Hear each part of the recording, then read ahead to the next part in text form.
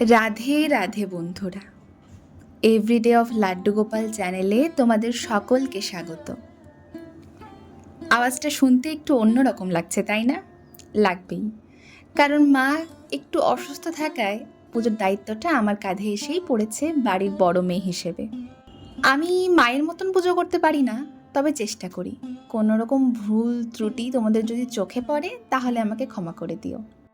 আজ সন্ধেবেলা বাবা বাজারে গিয়েছিল এবং আসার সময় গোপুসোনাদের জন্য আইসক্রিম কিনে এনেছে। যা গরম পড়েছে, এতে খানিকটা আইসক্রিমের জন্য গোপুসোনারা হয়তো স্বস্তি পেয়েছে। যাই হোক, খাওয়ানো হয়ে গেলে গোপুসোনাদের ভারী জামা কাপড়গুলো খুলে দিয়েছি এবং শয়নের জন্য তৈরি করে নিয়েছি তাদের। আর প্রত্যেকটা গোপুসোনার কাছেই আমি একটা একটা করে কোলবালিশ দিয়েছি। যাই হোক, আজ এই পর্যন্তই। তোমরা ভালো থেকো। রাধে রাধে।